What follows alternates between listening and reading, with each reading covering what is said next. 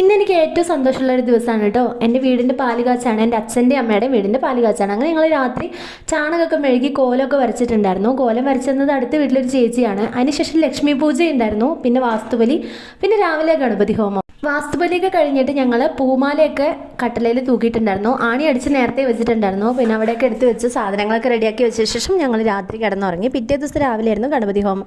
അത് കഴിഞ്ഞ് കിട്ടിയ പ്രസാദമൊക്കെ അവിടെ നിന്ന് കഴിച്ചിട്ട് പിന്നെ വീട്ടിലേക്ക് പോയി. പിന്നെ രാവിലെയാണ് ഞാൻ വന്നത്. എൻ്റെ പെടലി ഉളുക്കിയിട്ടുണ്ടായിരുന്നു കേട്ടോ. പെടലി ഉളുക്കിയിട്ട് ഒരു രക്ഷയുണ്ടായിരുന്നില്ല, കഴുത്തൊന്നും അനക്കാൻ പോലും പറ്റുന്നുണ്ടായിരുന്നില്ല. എങ്ങനെയൊക്കെയോ കഷ്ടപ്പെട്ടാണ് വിളക്കുള്ളിൽ കൊണ്ടുപോയി വെച്ചത്. അതിനുശേഷം നമുക്ക് ഗൃഹപ്രവേശമുണ്ട്, പിന്നെ നമുക്ക് പാല് കാച്ചുണ്ട്. അതിനുശേഷം കാച്ചിയ പാലുകൊണ്ട് ചായ വെച്ചിട്ട് നമ്മളെല്ലാവർക്കും കൊടുക്കും. ഞാൻ പാൽ ചായ കുടിക്കില്ല കേട്ടോ.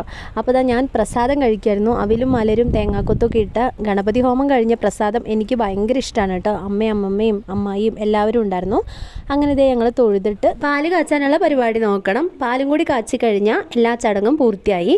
അപ്പോൾ 3 തവണ വാതിലിൽ തട്ടി വിളിച്ചിട്ട് നമ്മൾ ഓരോരുത്തരും ഓരോ സാധനങ്ങളും കൊണ്ട് ഉള്ളിലേക്ക് കയറുകയാണ് ചെയ്തത്. ഈ പാലും കൂടി കാച്ചി കഴിഞ്ഞാൽ എല്ലാ പരിപാടികളും കഴിഞ്ഞു കേട്ടോ. പിന്നെ സാധനങ്ങൾ നമ്മൾ വീട്ടിലേക്ക് എത്തിക്കണ ഒരു പ്രോസസ്സാണ്. അതാണ് ഭയങ്കര ബുദ്ധിമുട്ടുള്ള കാര്യം. 2ാമത്തെ നിലയുടെ മുകളിലാണ് വീട്, അതുകൊണ്ട് താഴെ നിന്നുള്ള സാധനങ്ങൾ മുകളിലേക്ക് എത്തിക്കാൻ ഭയങ്കര പാടായിരുന്നു കേട്ടോ. അതൊക്കെ കഴിഞ്ഞിട്ട് പറ്റുകയാണെങ്കിൽ ഹോം ടൂർ എടുക്കണമെന്നുണ്ട് കേട്ടോ, പുതിയ വീടിൻ്റെ. അപ്പോൾ കുഞ്ഞു വീടാണ്, നമ്മുടെ വീടിൻ്റെ ഹോം ടൂർ വേണമെന്നുണ്ടെങ്കിൽ കമൻറ്റ് ചെയ്യണേ.